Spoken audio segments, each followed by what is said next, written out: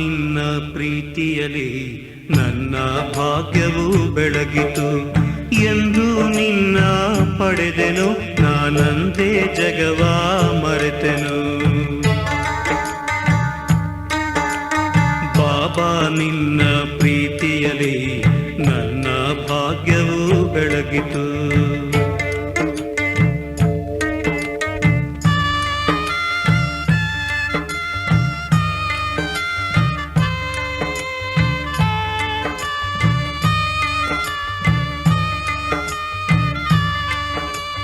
ದೃಢಭಕ್ತಿಯ ವರದಾನ ನೀನು, ನನ್ನ ಪ್ರಾಣದ ಪ್ರಾಣ ನೀನು.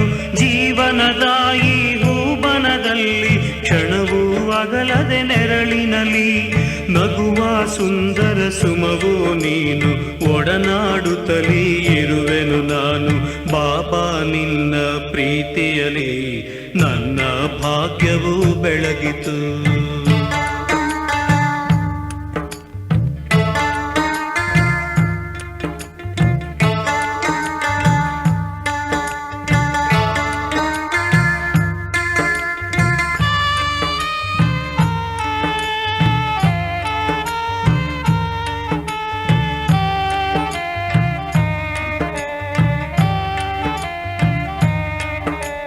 ಬಾಬಾ ನಿನ್ನ ದಿವ್ಯ ಪ್ರೀತಿಯ ಜಗದಲ್ಲಿ ನಾ ಕಾಣೆನು. ಜಗವನ್ನೆಲ್ಲ ಸುತ್ತಿ ಬಂದರು ನಿನ್ನ ಸಮಾನರ ಕಾಣೆನು. ನಿನ್ನಲ್ಲೇ ಸ್ವರ್ಗ ಸುಖವ ಪಡೆದೆನು, ಬೇರೆ ನನು ನಾ ಬಯಸೆನು. ಬಾಬಾ ನಿನ್ನ ಪ್ರೀತಿಯಲಿ ನನ್ನ ಭಾಗ್ಯವು ಬೆಳಗಿತು.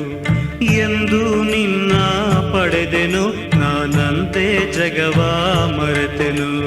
ಬಾಬಾ ನಿನ್ನ ಪ್ರೀತಿಯಲಿ ನನ್ನ ಭಾಗ್ಯವು ಬೆಳಗಿತು.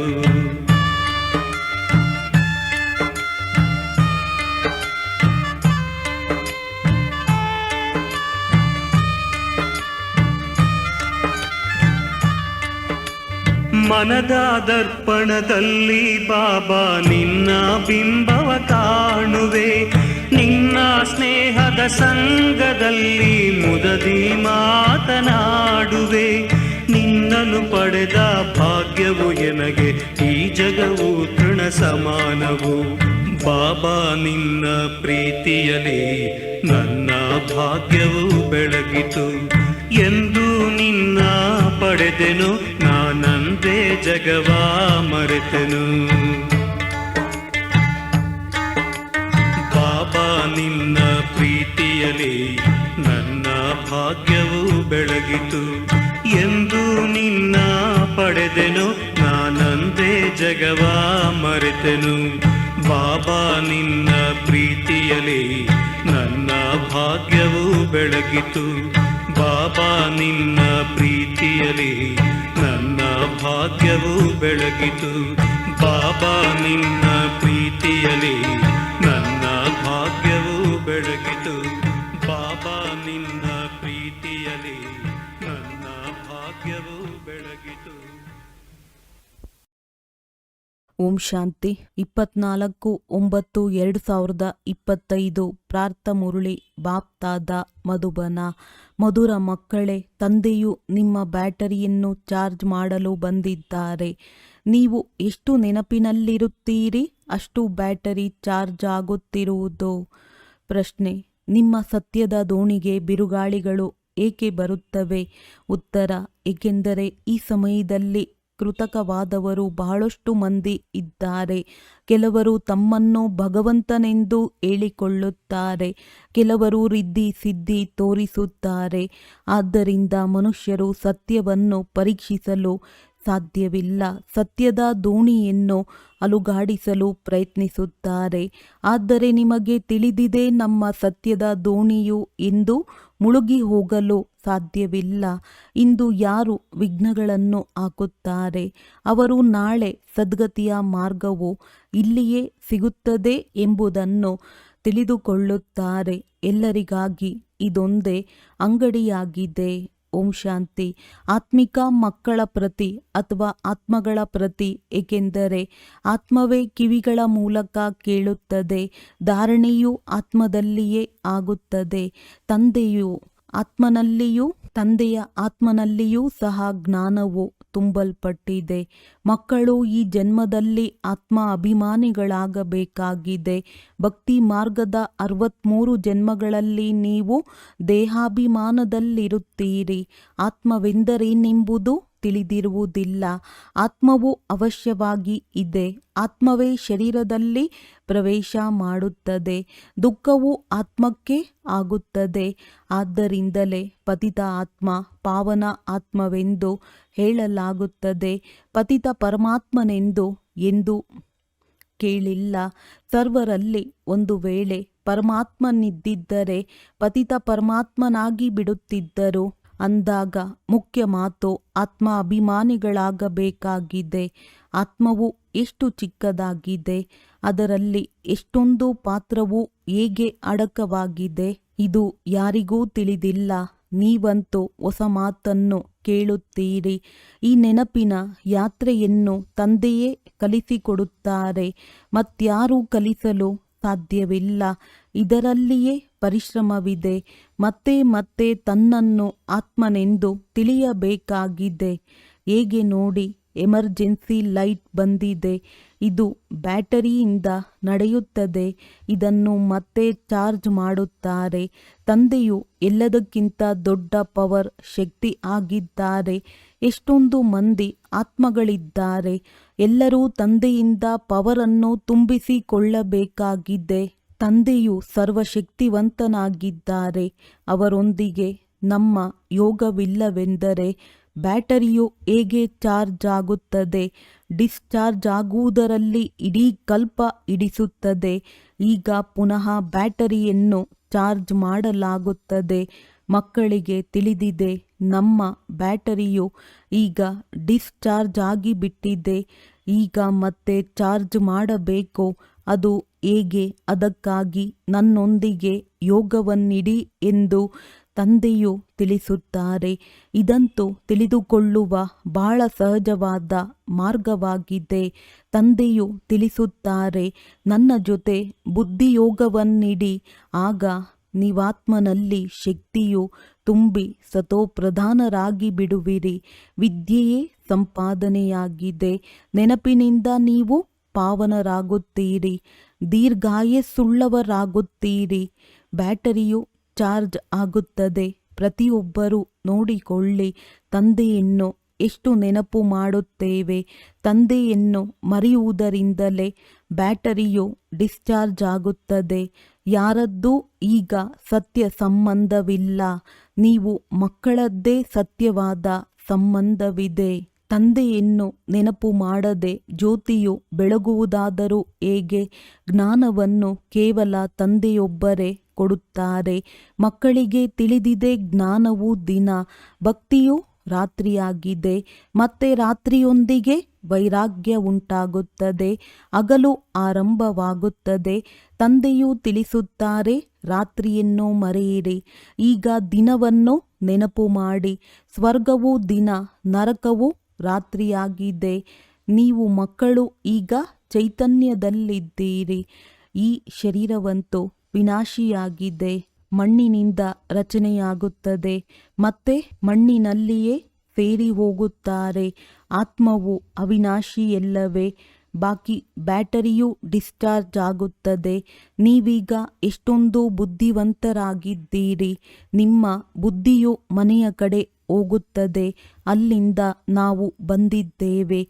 ಇಲ್ಲಿ ಸೂಕ್ಷ್ಮವತನದ ಬಗ್ಗೆ ಅರ್ಥವಾಯಿತು. ಅಲ್ಲಿ ವಿಷ್ಣುವಿಗೆ 4 ಭುಜಗಳನ್ನು ತೋರಿಸುತ್ತಾರೆ. ಆದರೆ ಇಲ್ಲಿ ಯಾರಿಗೂ 4 ಭುಜಗಳಿರಲು ಸಾಧ್ಯವಿಲ್ಲ. ಬ್ರಹ್ಮ ಸರಸ್ವತಿಯೇ ನಂತರ ಲಕ್ಷ್ಮೀ ನಾರಾಯಣ ಆಗುತ್ತಾರೆ. ನಂತರ ವಿಷ್ಣುವಿಗೆ 4 ಭುಜಗಳನ್ನು ತೋರಿಸಿದ್ದಾರೆಂದು ಯಾರ ಬುದ್ಧಿಯಲ್ಲಿಯೂ ಬರುವುದಿಲ್ಲ. ತಂದೆಯ ವಿನಃ ಮತ್ಯಾರೂ ತಿಳಿಸಲು ಸಾಧ್ಯವಿಲ್ಲ.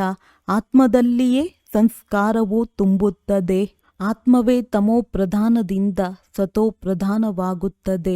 ಓ ಬಾಬಾ, ನಾವು ಡಿಸ್ಚಾರ್ಜ್ ಆಗಿ ಬಿಟ್ಟಿದ್ದೇವೆ. ಈಗ ತಾವು ಬನ್ನಿ, ನಾವು ಚಾರ್ಜ್ ಆಗಬೇಕಾಗಿದೆ ಎಂದು ಆತ್ಮಗಳೇ ತಂದೆಯನ್ನು ಕರೆಯುತ್ತೀರಿ. ಅಂದಾಗ ತಂದೆಯು ತಿಳಿಸುತ್ತಾರೆ, ನನ್ನನ್ನು ಎಷ್ಟು ನೆನಪು ಮಾಡುವಿರೋ ಅಷ್ಟು ಶಕ್ತಿಯು ಬರುವುದೋ. ತಂದೆಯೊಂದಿಗೆ ಪ್ರೀತಿ ಇರಬೇಕು. ಬಾಬಾ, ನಾವು ತಮ್ಮವರಾಗಿದ್ದೇವೆ, ತಮ್ಮ ಜೊತೆಯೇ ಮನೆಗೆ ನಡೆಯುತ್ತೇವೆ. ಹೇಗೆ ತಂದೆಯ ಮನೆಯಿಂದ ಮಾವನ ಮನೆಯವರು ಕರೆದುಕೊಂಡು ಹೋಗುತ್ತಾರಲ್ಲವೇ, ಇಲ್ಲಿ ನಿಮಗೆ ಶೃಂಗಾರ ಮಾಡಿಸುವಂತಹ ಇಬ್ಬರು ತಂದೆಯರು ಸಿಕ್ಕಿದ್ದಾರೆ. ಶೃಂಗಾರವು ಚೆನ್ನಾಗಿರಬೇಕು, ಅರ್ಥಾತ್ ಸರ್ವಗುಣ ಸಂಪನ್ನರಾಗಬೇಕಾಗಿದೆ. ತಮ್ಮೊಂದಿಗೆ ಕೇಳಿಕೊಳ್ಳಿ, ನನ್ನಲ್ಲಿ ಯಾವುದೇ ಅವಗುಣವಿಲ್ಲವೇ?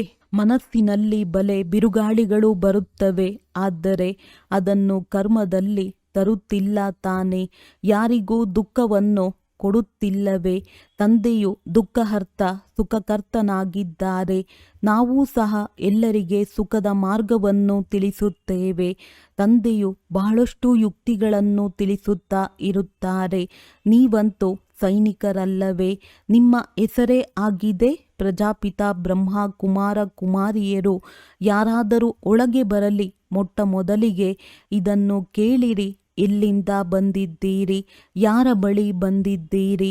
ನಾವು ಬ್ರಹ್ಮ ಕುಮಾರ ಕುಮಾರಿಯರ ಬಳಿ ಬಂದಿದ್ದೇವೆಂದು ಹೇಳುತ್ತಾರೆ. ಒಳ್ಳೆಯದು. ಬ್ರಹ್ಮನು ಯಾರು? ಪ್ರಜಾಪಿತ ಬ್ರಹ್ಮನ ಹೆಸರನ್ನು ಎಂದಾದರೂ ಕೇಳಿದ್ದೀರಾ? ಆ ಪ್ರಜಾಪಿತನಿಗೆ ನೀವೂ ಸಹ ಮಕ್ಕಳಾಗಿದ್ದೀರಿ. ಪ್ರಜೆಗಳಂತೂ ಎಲ್ಲರೂ ಆದರಲ್ಲವೇ? ಅವರು ನಿಮ್ಮ ತಂದೆಯೂ ಆಗಿದ್ದಾರೆ. ಕೇವಲ ನೀವು ಅರಿತುಕೊಂಡಿಲ್ಲ.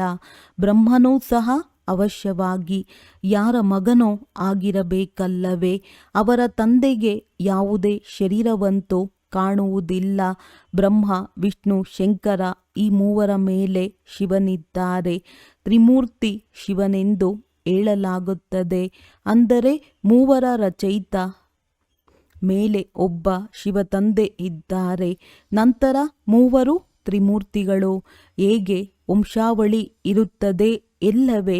ಬ್ರಹ್ಮನ ತಂದೆಯೂ ಅವಶ್ಯವಾಗಿ ಭಗವಂತನೇ ಆಗಿರುವರು.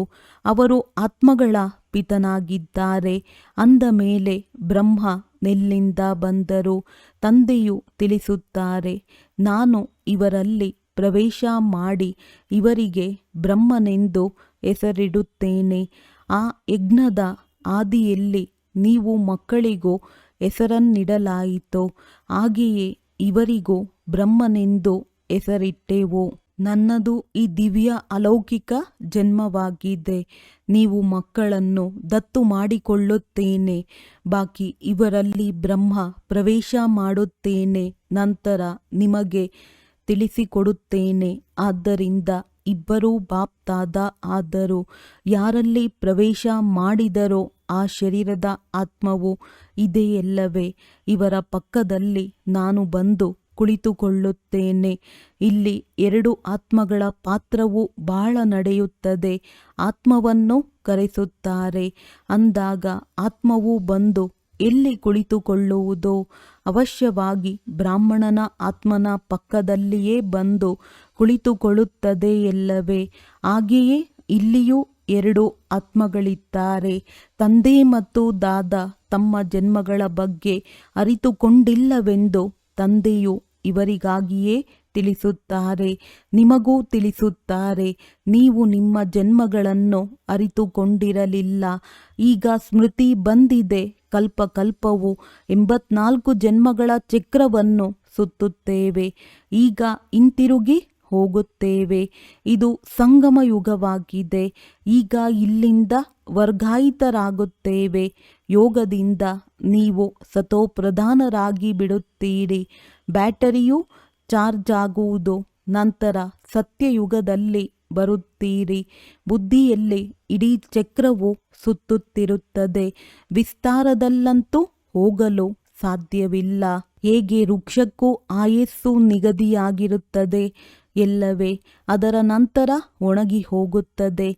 ಇಲ್ಲಿಯೂ ಎಲ್ಲ ಮನುಷ್ಯರು ಹೇಗೆ ಒಣಗಿದಂತಾಗಿದ್ದಾರೆ. ಎಲ್ಲರೂ ಪರಸ್ಪರ ದುಃಖವನ್ನು ಕೊಡುತ್ತಿರುತ್ತಾರೆ. ಈಗ ಎಲ್ಲರ ಶರೀರಗಳು ಸಮಾಪ್ತಿಯಾಗುವುದು ಬಾಕಿ, ಆತ್ಮಗಳು ಹೊರಟು ಹೋಗುವಿರಿ. ಈ ಜ್ಞಾನವನ್ನು ತಂದೆಯ ವಿನಃ ಮತ್ಯಾರೂ ಕೊಡುವುದಿಲ್ಲ. ತಂದೆಯೇ ವಿಶ್ವದ ರಾಜ್ಯ ಭಾಗ್ಯವನ್ನು ಕೊಡುತ್ತಾರೆ. ಅಂದ ಮೇಲೆ ಅವರನ್ನು ಎಷ್ಟೊಂದು ನೆನಪು ಮಾಡಬೇಕು. ನೆನಪಿನಲ್ಲಿ ಇಲ್ಲದೆ ಇರುವುದರಿಂದಲೇ ಮಾಯೆಯ ಪೆಟ್ಟು ಬೀಳುತ್ತದೆ. ಎಲ್ಲದಕ್ಕಿಂತ ದೊಡ್ಡ ಪೆಟ್ಟು ವಿಕಾರದ್ದಾಗಿದೆ. ಯುದ್ಧದ ಮೈದಾನದಲ್ಲಿ ನೀವು ಬ್ರಾಹ್ಮಣರೇ ಇದ್ದೀರಲ್ಲವೇ? ಆದ್ದರಿಂದ ನಿಮಗೆ ಬಿರುಗಾಳಿಗಳು ಬರುತ್ತವೆ. ಆದರೆ ಯಾವುದೇ ವಿಕರ್ಮವನ್ನು ಮಾಡಬೇಡಿ. ವಿಕರ್ಮ ಮಾಡಿದರೆ ಸೋಲನ್ನನುಭವಿಸಿರಿ. ತಂದೆಯೊಂದಿಗೆ ಕೇಳುತ್ತಾರೆ, ಬಾಬಾ ಇದನ್ನು ಮಾಡಬೇಕಾಗುತ್ತದೆ. ಮಕ್ಕಳು ತೊಂದರೆ ಕೊಡುತ್ತಾರೆಂದರೆ ಕೋಪ ಬಂದು ಬಿಡುತ್ತದೆ. ಮಕ್ಕಳನ್ನು ಒಳ್ಳೆಯ ರೀತಿಯಲ್ಲಿ ಸಂಭಾಲನೆ ಮಾಡದಿದ್ದರೆ ಕೆಟ್ಟು ಹೋಗುತ್ತಾರೆ ಎಂದು ಹೇಳುತ್ತಾರೆ. ತಂದೆಯೂ ತಿಳಿಸುತ್ತಾರೆ, ಪ್ರಯತ್ನಪಟ್ಟು ಸಾಧ್ಯವಾದಷ್ಟು ಏಟು ಕೊಡಬೇಡಿ. ಹೇಗೆ ಹಗ್ಗದಿಂದ ಕಟ್ಟಿ ಹಾಕಿದರೆಂದು ಕೃಷ್ಣನಿಗಾಗಿ ತೋರಿಸುತ್ತಾರಲ್ಲವೇ? ಬಲೆ ಹಗ್ಗದಿಂದ ಕಟ್ಟಿ ಭೋಜನವನ್ನು ಕೊಡಬೇಡಿ. ಆಗ ಅಳುತ್ತಾ ಅಳುತ್ತಾ ಕೊನೆಗೆ ನಾವು ಇದನ್ನು ಮಾಡುವುದಿಲ್ಲವೆಂದು ಹೇಳುತ್ತಾರೆ. ಪುನಃ ತಪ್ಪು ಮಾಡುವರು, ಏಕೆಂದರೆ ಮಕ್ಕಳಲ್ಲವೇ? ಆದ್ದರಿಂದ ಶಿಕ್ಷಣ ಕೊಡಬೇಕಾಗಿದೆ. ತಂದೆಯು ಮಕ್ಕಳಿಗೆ ಶಿಕ್ಷಣ ಕೊಡುತ್ತಾರೆ. ಮಕ್ಕಳೇ ವಿಕಾರದಲ್ಲಿ ಎಂದು ಹೋಗಬೇಡಿ, ಕಳಂಕಿತರಾಗಬೇಡಿ. ಲೌಕಿಕದಲ್ಲಿಯೂ ಯಾರಾದರೂ ಕುಪುತ್ರ ಮಕ್ಕಳಿದ್ದರೆ, ಇದೇನು ಮುಖವನ್ನು ಕಪ್ಪು ಮಾಡಿಕೊಳ್ಳುತ್ತೀಯಾ, ಕುಲಕ್ಕೆ ಕಳಂಕ ತರುತ್ತೀಯಾ ಎಂದು ಹೇಳುತ್ತಾರಲ್ಲವೇ? ಸೋಲು ಗೆಲುವು, ಗೆಲುವು ಸೋಲು ಆಗುತ್ತಾ ಆಗುತ್ತಾ ಕೊನೆಗೆ ಜಯವಾಗಿ ಬಿಡುವುದು. ಇದು ಸತ್ಯದ ದೋಣಿಯಾಗಿದೆ. ಬಹಳಷ್ಟು ಬಿರುಗಾಳಿಗಳು ಬರುತ್ತದೆ, ಏಕೆಂದರೆ ಇಂದು ಕೃತಕವಾದವರು ಅನೇಕರು ಬಂದಿದ್ದಾರೆ. ಕೆಲವರು ತಮ್ಮನ್ನು ಭಗವಂತನೆಂದು ಹೇಳಿಕೊಳ್ಳುತ್ತಾರೆ. ಇನ್ನು ಕೆಲವರು ಕೆಲವೊಂದು ರೀತಿಯಲ್ಲಿ ಹೇಳುತ್ತಾರೆ. ಬಹಳ ರಿದ್ಧಿಸಿದ್ಧಿಯನ್ನು ತೋರಿಸುತ್ತಾರೆ, ಸಾಕ್ಷಾತ್ಕಾರವನ್ನು ಮಾಡಿಸುತ್ತಾರೆ. ತಂದೆಯು ಸರ್ವರ ಸದ್ಗತಿ ಮಾಡಲು ಬರುತ್ತಾರೆ. ನಂತರ ಈ ಕಾಡು ಇರುವುದಿಲ್ಲ, ಕಾಡಿನಲ್ಲಿರುವವರು ಉಳಿಯುವುದಿಲ್ಲ. ನೀವೀಗ ಸಂಗಮ ಯುಗದಲ್ಲಿದ್ದೀರಿ. ನಿಮಗೆ ತಿಳಿದಿದೆ, ಈ ಹಳೆಯ ಪ್ರಪಂಚವು ಸ್ಮಶಾನವಾಗಿ ಬಿಟ್ಟಿದೆ. ಯಾರಾದರೂ ಸಾಯುವವರೊಂದಿಗೆ ಮನಸ್ಸನ್ನಿಡುತ್ತಾರೆಯೇ? ಈ ಪ್ರಪಂಚವಂತೂ ಈಗ ಹೋಯಿತೆಂದರೆ ಹೋಯಿತು, ವಿನಾಶವೂ ಆಗಿಯೇ ಆಗುವುದು. ಯಾವಾಗ ಹೊಸ ಪ್ರಪಂಚವು ಹಳೆಯದಾಗುವುದೋ ಆಗಲೇ ತಂದೆಯು ಬರುತ್ತಾರೆ. ತಂದೆಯನ್ನು ಚೆನ್ನಾಗಿ ನೆನಪು ಮಾಡಿದರೆ ಬ್ಯಾಟರಿಯು ಚಾರ್ಜ್ ಆಗುವುದು. ಬಲೆ ವಾಣಿಯನ್ನಂತೂ ಬಹಳ ಚೆನ್ನಾಗಿ ಓದುತ್ತಾರೆ. ಆದರೆ ನೆನಪಿನ ಅರಿತವಿಲ್ಲದಿದ್ದರೆ ಮಾತಿನಲ್ಲಿ ಶಕ್ತಿ ಇರುವುದಿಲ್ಲ. ಅವರದ್ದು ಹರಿತವಾದ ಖಡ್ಗವಲ್ಲ. ತಂದೆಯು ತಿಳಿಸುತ್ತಾರೆ, ಇದೇನು ಹೊಸ ಮಾತಲ್ಲ. 5000 ವರ್ಷಗಳ ಮೊದಲು ಬಂದಿದ್ದೀರಿ. ಮೊದಲು ಎಂದಾದರೂ ಮಿಲನ ಮಾಡಿದ್ದೀರಾ ಎಂದು ತಂದೆಯು ಪ್ರಶ್ನಿಸುತ್ತಾರೆ. ಆಗ ಕಲ್ಪದ ಮೊದಲು ಮಿಲನ ಮಾಡಿದ್ದೆವು ಎಂದು ಕೆಲವರು ಹೇಳುತ್ತಾರೆ. ಕೆಲವರಂತೂ ನಾಟಕವು ತಾನಾಗಿಯೇ ಪುರುಷಾರ್ಥ ಮಾಡಿಸುವುದೆಂದು ಹೇಳುತ್ತಾರೆ. ಒಳ್ಳೆಯದು. ಈಗ ನಾಟಕವು ಪುರುಷಾರ್ಥ ಮಾಡಿಸುತ್ತಿದೆ ಎಲ್ಲವೇ? ಅಂದ ಮೇಲೆ ಮಾಡಿರಿ. ಒಂದು ಜಾಗದಲ್ಲಿ ಕುಳಿತು ಬಿಡುವುದಲ್ಲ. ಯಾರು ಕಲ್ಪದ ಹಿಂದೆ ಪುರುಷಾರ್ಥ ಮಾಡಿದ್ದರೋ ಅವರು ಮಾಡುತ್ತಾರೆ. ಇಲ್ಲಿಯವರೆಗೂ ಯಾರು ಬಂದಿಲ್ಲವೋ ಅವರು ಬರುವರು. ಯಾರು ನಡೆಯುತ್ತಾ ಬಿಟ್ಟು ಹೋದರೋ, ಹೋಗಿ ವಿವಾಹ ಮಾಡಿಕೊಂಡರೋ ಅವರದ್ದು ಸಹ ನಾಟಕದಲ್ಲಿ ಪಾತ್ರವಿದ್ದರೆ ಬಂದು ಮತ್ತೆ ಪುರುಷಾರ್ಥ ಮಾಡುತ್ತಾರೆ. ಮತ್ತೆಲ್ಲಿಗೆ ಹೋಗುವರು? ತಂದೆಯ ಬಳಿಯೇ ಎಲ್ಲರೂ ಬಾಲವನ್ನು ಹಿಡಿದುಕೊಳ್ಳಬೇಕಾಗಿದೆ. ಕೊನೆಯಲ್ಲಿ ಭೀಷ್ಮ ಪಿತಾಮಹ ಮೊದಲಾದವರು ಬರುತ್ತಾರೆಂದು ಬರೆಯಲ್ಪಟ್ಟಿದೆ. ಈಗಂತೂ ಎಷ್ಟೊಂದು ಅಭಿಮಾನವಿದೆ. ನಂತರ ಅವರ ಅಭಿಮಾನವೆಲ್ಲವೂ ಕಳೆಯುವುದು. ನೀವು ಸಹ ಪ್ರತಿ 5,000 ವರ್ಷಗಳ ನಂತರ ಪಾತ್ರವನ್ನು ಅಭಿನಯಿಸುತ್ತೀರಿ, ಮತ್ತೆ ಪಾತ್ರವನ್ನು ಕಳೆದುಕೊಳ್ಳುತ್ತೀರಿ. ದಿನ ಪ್ರತಿದಿನ ಸೇವಾ ಕೇಂದ್ರಗಳು ಹೆಚ್ಚುತ್ತಾ ಹೋಗುತ್ತವೆ. ಭಾರತವಾಸಿಗಳು, ಅದರಲ್ಲಿಯೂ ವಿಶೇಷವಾಗಿ ಯಾರು ದೇವಿ ದೇವತೆಗಳ ಪೂಜಾರಿಗಳಿದ್ದಾರೆಯೋ ಅವರಿಗೆ ತಿಳಿಸಿಕೊಡಬೇಕು. ಸತ್ಯಯುಗದಲ್ಲಿ ದೇವಿ ದೇವತಾ ಧರ್ಮವಿತ್ತು, ಆದ್ದರಿಂದ ಅವರ ಪೂಜೆ ಮಾಡುತ್ತಾರೆ. ಕ್ರಿಶ್ಚಿಯನ್ನರು ಕ್ರಿಸ್ತನ ಮಹಿಮೆ ಮಾಡುತ್ತಾರೆ. ನಾವು ಆದಿ ಸನಾತನ ದೇವಿ ದೇವತಾ ಧರ್ಮದ ಮಹಿಮೆ ಮಾಡುತ್ತೇವೆ. ಅದನ್ನು ಯಾರು ಸ್ಥಾಪನೆ ಮಾಡಿದರೋ ಕೃಷ್ಣನು ಸ್ಥಾಪನೆ ಮಾಡಿದನೆಂದು ಅವರು ತಿಳಿಯುತ್ತಾರೆ. ಆದ್ದರಿಂದ ಕೃಷ್ಣನ ಪೂಜೆ ಮಾಡುತ್ತಿರುತ್ತಾರೆ. ನಿಮ್ಮಲ್ಲಿಯೂ ನಂಬರ್ ವಾರ್ ಇದ್ದಾರೆ. ಕೆಲವರು ಎಷ್ಟೊಂದು ಪರಿಶ್ರಮ ಪಡುತ್ತಾರೆ, ಕೆಲವರು ಕಡಿಮೆ. ಗೋವರ್ಧನ ಪರ್ವತವನ್ನು ಕಿರು ಬೆರಳಿನ ಸಹಯೋಗದಿಂದ ಎತ್ತಿದರೆಂದು ತೋರಿಸುತ್ತಾರಲ್ಲವೇ. ಈಗ ಇದು ಹಳೆಯ ಪ್ರಪಂಚವಾಗಿದೆ. ಎಲ್ಲ ಪದಾರ್ಥಗಳಲ್ಲಿರುವ ಶಕ್ತಿಯು ಹೊರಟು ಹೋಗಿದೆ. ಗಣಿಗಳಿಂದ ಚಿನ್ನವು ಸಿಗುತ್ತಿಲ್ಲ. ಸ್ವರ್ಗದಲ್ಲಾದರೆ ಚಿನ್ನದ ಮಹಲುಗಳಾಗುತ್ತವೆ. ಈಗಂತೂ ಸರ್ಕಾರವು ನಿರಾಕರಿಸುತ್ತದೆ, ಏಕೆಂದರೆ ಸಾಲ ಕೊಡಬೇಕಾಗುತ್ತದೆ. ಅಲ್ಲಂತೂ ಅಪಾರ ಧನವಿರುತ್ತದೆ. ಗೋಡೆಗಳಿಗೂ ಸಹ ವಜ್ರರತ್ನಗಳನ್ನು ಪೋಣಿಸಿರುತ್ತಾರೆ. ಅಲ್ಲಿ ಹಣದ ಕೊರತೆಯೇ ಇರುವುದಿಲ್ಲ. ಕುಬೇರನ ಖಜಾನೆ ಇರುತ್ತದೆ. ಅಲ್ಲ, ಅವಲ್ದೀನನ ಒಂದು ಆಟವನ್ನು ತೋರಿಸುತ್ತಾರೆ. ದೀಪವನ್ನು ಉಜ್ಜಿದರೆ ಸಾಕು, ಮೆಹಲುಗಳು ಬಂದು ಬಿಡುತ್ತಿದ್ದವು. ಇಲ್ಲಿಯೂ ದಿವ್ಯ ದೃಷ್ಟಿ ಸಿಕ್ಕಿದರೆ ಸ್ವರ್ಗದಲ್ಲಿ ಹೊರಟು ಹೋಗುತ್ತೀರಿ. ಅಲ್ಲಿ ರಾಜಕುಮಾರ ಕುಮಾರಿಯರ ಬಳಿ ಮುರುಳಿಯೂ ಸಹ ವಜ್ರಗಳಿಂದ ಮಾಡಲ್ಪಟ್ಟಿರುತ್ತದೆ. ಇಲ್ಲಂತೂ ಅಂತಹ ಯಾವುದೇ ವಸ್ತುವನ್ನು ಧರಿಸಿ ಕುಳಿತುಕೊಂಡರೆ ಲೂಟಿ ಮಾಡಿಕೊಂಡು ಹೋಗುತ್ತಾರೆ. ಒಡೆದು ಬಡೆದಾದರೂ ತೆಗೆದುಕೊಂಡು ಹೋಗುತ್ತಾರೆ. ಅಲ್ಲಿ ಈ ಮಾತುಗಳಿರುವುದಿಲ್ಲ. ಈ ಪ್ರಪಂಚವೇ ಬಹಳ ಹಳೆಯದ್ದು, ಕೊಳೆಯಾಗಿದೆ. ಈ ಲಕ್ಷ್ಮೀ ನಾರಾಯಣರ ಪ್ರಪಂಚವು ವಾ ವಾ ಆಗಿತ್ತು. ವಜ್ರ ವೈಡೂರ್ಯಗಳ ಮೆಹಲುಗಳಿತ್ತು. ಅದಕ್ಕೆ ಸ್ವರ್ಗವೆಂದು ಹೇಳಲಾಗುತ್ತದೆ. ನಿಮಗೆ ತಿಳಿದಿದೆ, ಅವಶ್ಯವಾಗಿ ನಾವು ಸ್ವರ್ಗದ ಮಾಲೀಕರಾಗಿದ್ದೆವು. ಈ ಸೋಮನಾಥ ಮಂದಿರವನ್ನು ಕಟ್ಟಿಸಿದ್ದೆವು. ಇವರು ಸಹ ತಿಳಿಯುತ್ತಾರೆ ನಾವು ಹೇಗಿದ್ದೆವು, ನಂತರ ಭಕ್ತಿ ಮಾರ್ಗದಲ್ಲಿ ಹೇಗೆ ಮಂದಿರಗಳನ್ನು ಮಾಡಿ ಪೂಜೆ ಮಾಡಿದ್ದೆವು. ಆತ್ಮಕ್ಕೆ ತನ್ನ 84 ಜನ್ಮಗಳ ಜ್ಞಾನವಿದೆ. ಎಷ್ಟೊಂದು ವಜ್ರರತ್ನಗಳಿದ್ದವು, ಅವೆಲ್ಲವೂ ಎಲ್ಲಿಗೆ ಹೋಯಿತು? ಕಳೆಯುತ್ತಾ ಕಳೆಯುತ್ತಾ ಎಲ್ಲವೂ ಸಮಾಪ್ತಿಯಾಗುತ್ತಾ ಹೋಯಿತು. ಮುಸಲ್ಮಾನರು ಬಂದರು. ಅವರು ಇಷ್ಟೊಂದು ಲೂಟಿ ಮಾಡಿ ತೆಗೆದುಕೊಂಡು ಹೋದರು. ಅದನ್ನು ಗೋರಿಗಳಲ್ಲಿ ಹಾಕಿಸಿದ್ದರು. ತಾಜ್ ಮೆಹಲನ್ನು ಕಟ್ಟಿಸಿದರು. ನಂತರ ಬ್ರಿಟಿಷ್ ಸರ್ಕಾರವು ಅಲ್ಲಿಂದ ಅಗೆದು ತೆಗೆದುಕೊಂಡು ಹೋಯಿತು. ಈಗಂತೂ ಏನೂ ಉಳಿದಿಲ್ಲ. ಭಾರತವು ಭಿಕಾರಿಯಾಗಿದೆ. ಅನ್ಯರಿಂದ ಸಾಲವನ್ನು ತೆಗೆದುಕೊಳ್ಳುತ್ತಿದೆ. ಸಕ್ಕರೆ, ದವಸ ಧಾನ್ಯಗಳು ಏನೂ ಸಿಗುತ್ತಿಲ್ಲ. ಈಗ ವಿಶ್ವವು ಬದಲಾಗುತ್ತಿದೆ. ಆದ್ದರಿಂದ ಅದಕ್ಕೆ ಮೊದಲು ಆತ್ಮದ ಬ್ಯಾಟರಿಯನ್ನು ಸತೋಪ್ರಧಾನವನ್ನಾಗಿ ಮಾಡಿಕೊಳ್ಳಲು ಚಾರ್ಜ್ ಮಾಡಬೇಕಾಗಿದೆ. ತಂದೆಯನ್ನು ಅವಶ್ಯವಾಗಿ ನೆನಪು ಮಾಡಬೇಕಾಗಿದೆ. ಬುದ್ಧಿಯೋಗವು ತಂದೆಯ ಜೊತೆ ಇರಲಿ. ಅವರಿಂದಲೇ ಆಸ್ತಿಯೂ ಸಿಗುತ್ತದೆ. ಇದರಲ್ಲಿಯೇ ಮಾಯೆಯ ಯುದ್ಧವೂ ನಡೆಯುತ್ತದೆ. ಮೊದಲು ಈ ಮಾತುಗಳನ್ನು ನೀವು ತಿಳಿದುಕೊಂಡಿರಲಿಲ್ಲ. ಬೇರೆಯವರಿದ್ದಂತೆ ನೀವು ಇದ್ದೀರಿ. ನೀವೀಗ ಸಂಗಮ ಯುಗಿಗಳು. ಅವರೆಲ್ಲರೂ ಕಲಿಯುಗಿಗಳಾಗಿದ್ದಾರೆ. ಇವರಿಗೆ ಏನು ಬರುತ್ತದೆಯೋ ಅದನ್ನು ಹೇಳುತ್ತಿರುತ್ತಾರೆ ಎಂದು ಮನುಷ್ಯರು ಹೇಳುತ್ತಾರೆ. ಆದರೆ ತಿಳಿಸಿಕೊಡುವ ಯುಕ್ತಿಗಳು ಇರುತ್ತದೆ ಎಲ್ಲವೇ. ನಿಧಾನವಾಗಿ ನಿಮ್ಮ ವೃದ್ಧಿಯಾಗುತ್ತಾ ಹೋಗುತ್ತದೆ.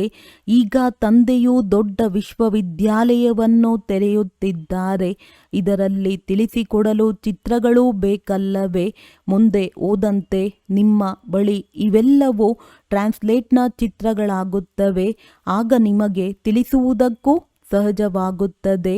ಮಕ್ಕಳು ತಿಳಿದುಕೊಂಡಿದ್ದೀರಿ, ನಾವು ನಮ್ಮ ರಾಜಧಾನಿಯನ್ನು ತಂದೆಯ ನೆನಪು ಮತ್ತು ಜ್ಞಾನದಿಂದ ಪುನಃ ಸ್ಥಾಪನೆ ಮಾಡುತ್ತಿದ್ದೇವೆ. ಮಧ್ಯದಲ್ಲಿ ಮಾಯೆಯು ಬಹಳ ಮೋಸ ಮಾಡುತ್ತದೆ. ತಂದೆಯು ತಿಳಿಸುತ್ತಾರೆ, ಮೋಸದಿಂದ ಪಾರಾಗುತ್ತಾ ಇರಿ. ಯುಕ್ತಿಗಳನ್ನಂತೂ ಬಹಳ ತಿಳಿಸುತ್ತಿರುತ್ತಾರೆ. ಕೇವಲ ಮುಖದಿಂದ ಇಷ್ಟನ್ನೇ ಹೇಳಿರಿ, ತಂದೆಯನ್ನು ನೆನಪು ಮಾಡಿದರೆ ನಿಮ್ಮ ವಿಕರ್ಮಗಳು ವಿನಾಶವಾಗುತ್ತವೆ ಮತ್ತು ನೀವು ಈ ಲಕ್ಷ್ಮೀ ನಾರಾಯಣರಾಗಿ ಬಿಡುತ್ತೀರಿ. ಈ ಬ್ಯಾಡ್ಜ್ ಇತ್ಯಾದಿಗಳನ್ನು ಸ್ವಯಂ ಭಗವಂತನೇ ಮಾಡಿಸಿದ್ದಾರೆ. ಅಂದ ಮೇಲೆ ಇದರ ಪ್ರತಿ ಎಷ್ಟು ಬೆಲೆ ಇರಬೇಕೋ. ಒಳ್ಳೆಯದು. ಮಧುರಾತಿ ಮಧುರ ಅಗಲಿ ಹೋಗಿ ಮರಳಿ ಸಿಕ್ಕಿರುವ ಮಕ್ಕಳ ಪ್ರತಿ ಮಾತ್ಪಿತಾ ಬಾಪ್ ದಾದಾರವರ ನೆನಪು, ಪ್ರೀತಿ ಹಾಗೂ ಸುಪ್ರಭಾತ. ಆತ್ಮಿಕ ಮಕ್ಕಳಿಗೆ ಆತ್ಮಿಕ ತಂದೆಯ ನಮಸ್ತೆ. ಧಾರಣೆಗಾಗಿ ಮುಖ್ಯ ಸಾರ: ಸರ್ವಗುಣಗಳಿಂದ ತಮ್ಮ ಶೃಂಗಾರ ಮಾಡಿಕೊಳ್ಳಬೇಕು ಎಂದು ಯಾರಿಗೂ ದುಃಖವನ್ನು ಕೊಡಬಾರದು. ಎಲ್ಲರಿಗೂ ಸುಖದ ಮಾರ್ಗವನ್ನೇ ತಿಳಿಸಬೇಕಾಗಿದೆ. ಇಡೀ ಪ್ರಪಂಚವು ಸ್ಮಶಾನವಾಗಿದೆ. ಆದ್ದರಿಂದ ಇದರೊಂದಿಗೆ ಮನಸ್ಸನ್ನಿಡಬಾರದು. ಸ್ಮೃತಿ ಇರಲಿ, ಈಗ ನಾವು ವರ್ಗಾವಣೆಯಾಗುತ್ತಿದ್ದೇವೆ. ನಾವಂತೂ ಹೊಸ ಪ್ರಪಂಚದಲ್ಲಿ ಹೋಗಬೇಕಾಗಿದೆ. ವರದಾನ: ಮಾಯೆ ಹಾಗೂ ವಿಘ್ನಗಳಿಂದ ಸುರಕ್ಷಿತರಾಗಿರುವಂತಹ ಬಾಪ್ ದಾದಾರವರ ಛತ್ರಛಾಯೆಯ ಅಧಿಕಾರಿ ಭವ. ಯಾರು ಬಾಪ್ ದಾದಾರವರಿಗೆ ಅಗಲಿ ಹೋಗಿ ಮರಳಿ ಸಿಕ್ಕಿರುವಂತಹ ಮುದ್ದಾಗಿರುವಿರಿ, ಅವರನ್ನು ಬಾಪ್ ದಾದಾರವರ ಛತ್ರಛಾಯೆ ಅಧಿಕಾರದ ರೂಪದಲ್ಲಿ ಪ್ರಾಪ್ತಿಯಾಗುವುದು. ಯಾವ ಛತ್ರಛಾಯೆಯೊಳಗೆ ಮಾಯೆಗೆ ಬರಲು ಶಕ್ತಿ ಇಲ್ಲ, ಅವರು ಸದಾ ಮಾಯೆಯ ಮೇಲೆ ವಿಜಯಿಗಳಾಗುತ್ತಾರೆ. ಈ ನೆನಪಿನ ರೂಪಿ ಛತ್ರಛಾಯೆ ಸರ್ವ ವಿಘ್ನಗಳಿಂದ ಸುರಕ್ಷಿತರನ್ನಾಗಿ ಇಡುವುದು. ಯಾವುದೇ ಪ್ರಕಾರದ ವಿಘ್ನ ಛತ್ರಛಾಯೆಯಲ್ಲಿರುವಂಥವರ ಬಳಿ ಬರಲು ಸಾಧ್ಯವಿಲ್ಲ. ಛತ್ರಛಾಯೆಯಲ್ಲಿರುವಂಥವರಿಗೆ ಕಷ್ಟದಲ್ಲಿ ಕಷ್ಟವಾದ ಮಾತೂ ಸಹ ಸಹಜವಾಗಿ ಬಿಡುವುದು. ಬೆಟ್ಟದಂತಹ ಮಾತೂ ಸಹ ಹತ್ತಿಯ ಸಮಾನ ಅನುಭವವಾಗುವುದು. ಸ್ಲೋಗನ್: ಪ್ರಭು ಪ್ರಿಯ, ಲೋಕಪ್ರಿಯ ಮತ್ತು ಸ್ವಯಂ ಪ್ರಿಯ ಆಗಲು ಸಂತುಷ್ಟತೆಯ ಗುಣ ಧಾರಣೆ ಮಾಡಿ. ಅವ್ಯಕ್ತ ಸೂಚನೆ: ಈಗ ಲಗನ್ನಿನ ಪ್ರೀತಿಯ ಅಗ್ನಿಯನ್ನು ಪ್ರಜ್ವಲಿತಗೊಳಿಸಿ ಯೋಗವನ್ನು ಜ್ವಾಲಾರೂಪವನ್ನಾಗಿ ಮಾಡಿ ವಿಶೇಷ ನೆನಪಿನ ಯಾತ್ರೆಯನ್ನು ಶಕ್ತಿಶಾಲಿಯನ್ನಾಗಿ ಮಾಡಿಕೊಳ್ಳಿ. ಜ್ಞಾನ ಸ್ವರೂಪದ ಅನುಭವಿಗಳಾಗಿ ತಾವು ಶ್ರೇಷ್ಠ ಆತ್ಮಗಳ ಶುಭ ವೃತ್ತಿ ಅಥವಾ ಕಲ್ಯಾಣದ ವೃತ್ತಿ ಮತ್ತು ಶಕ್ತಿಶಾಲಿ ವಾತಾವರಣದ ಅನೇಕ ಚಡಪಡಿಸುವಂತಹ, ಅಲೆದಾಡುವಂತಹ, ಕೂಗುವಂತಹ ಆತ್ಮಗಳಿಗೆ ಆನಂದ, ಶಾಂತಿ ಮತ್ತು ಶಕ್ತಿಯ ಅನುಭೂತಿ ಮಾಡಿಸುತ್ತದೆ. ಒಳ್ಳೆಯದು. ಓಂ ಶಾಂತಿ.